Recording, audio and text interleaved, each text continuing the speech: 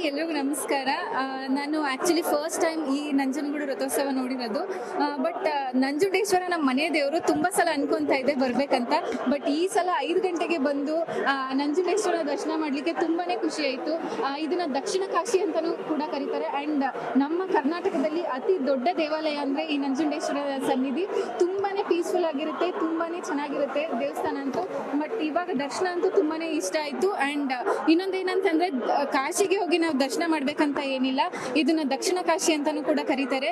ಇಲ್ಲಿಗೆ ಬಂದು ನೀವು ದರ್ಶನ ಮಾಡಿದ್ರೆ ಸಾಕು, ಆ ನಂಜುಂಡೇಶ್ವರ ನಿಮ್ಗೆ ಎಲ್ಲ ಕಷ್ಟಗಳಿಗೂ ಪರಿಹಾರ ಸಿಗುತ್ತೆ ಅಂತಾನೆ ಹೇಳ್ಬೋದು. Thank you.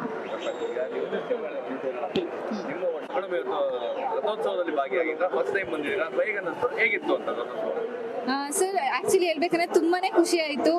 ಎಷ್ಟೊಂದು ಜನ ಭಕ್ತರು ಬಂದಿರ್ತಾರೆ ನಂಜುಂಡೇಶ್ವರ ನೋಡಲಿಕ್ಕೆ ಅಂತ ಅಂದ್ಬಿಟ್ಟು.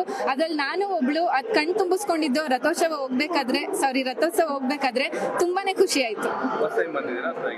ಹೌದು ಸರ್, ಫಸ್ಟ್ ಟೈಮ್ ಬಂದಿರೋದು. ನಮ್ಮ ಮನೆ ದೇವರಿದ್ದು ಬರ್ಬೇಕಂತ ತುಂಬಾ ವರ್ಷಗಳಿಂದ ಅನ್ಕೊಂತಾ ಇದೆ. ಬಟ್ ಇದು ಫಸ್ಟ್ ಟೈಮ್ ಬಂದಿದ್ದು. ನಾನು ಮೈಸೂರೇನೆ. ಸೊ ತುಂಬಾ ಅಂದ್ರೆ ತುಂಬಾ ಖುಷಿ ಆಯ್ತು. ಸರ್, ಆಕ್ಚುಲಿ ನಾನು 5 o'clock ಬಂದಿದ್ದು. ಸೊ ಪಾರ್ಕಿಂಗ್ ನಿಮ್ಗೆ ಗೊತ್ತು ಎಷ್ಟು ಕ್ರೌಡ್ ಇರುತ್ತೆ ಅಂತ. ಸೊ ಇಲ್ಲಿ ಆಲ್ಮೋಸ್ಟ್ ಇಲ್ಲಿ 5:30 ಬಂದಿದ್ವಿ. 6:30 6:40 ಸ್ಟಾರ್ಟ್ ಆಯ್ತು. ತುಂಬಾ ಖುಷಿ.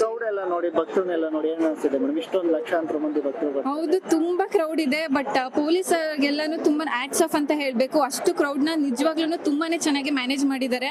ಅಲ್ಲಲ್ಲಿ ಬ್ಯಾರಿಕೇಡ್ಸ್ ಇಡೋದಾಗ್ಲಿ, ಮತ್ತೆ ಆಂಬ್ಯುಲೆನ್ಸ್ ಆಗ್ಲಿ ತುಂಬಾನೇ ಫೆಸಿಲಿಟೀಸ್ ಮಾಡಿ, ಪಾರ್ಕಿಂಗ್ ಆಗಿರ್ಬೋದು, ಪ್ರತಿಯೊಂದು ತುಂಬಾನೇ ಚೆನ್ನಾಗಿ ಮಾಡಿದ್ದಾರೆ.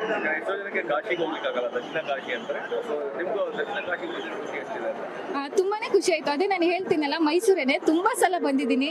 ಅಂದ್ರೆ ಮಂತ್ಲಿ ಒಂದ್ಸಲ ಆದ್ರೂ ಬರ್ತಾನೆ ಇರ್ತೀವಿ. ಅಂದ್ರೆ ನೀವ್ ಯಾರು ಕಾಶಿಗೆ ಹೋಗೋಕ್ಕಾಗಿಲ್ಲ ಅಂತಂದ್ರೆ ಹತ್ರದಲ್ಲೇ ಇರುವಂತಹ ಈ ನಂಜುಂಡೇಶ್ವರ ಸನ್ನಿಧಿಗೆ ಬಂದ್ರೆ ಸಾಕು, ತುಂಬಾನೇ ಖುಷಿ. ಸ್ನೇಹ ಅಂತ.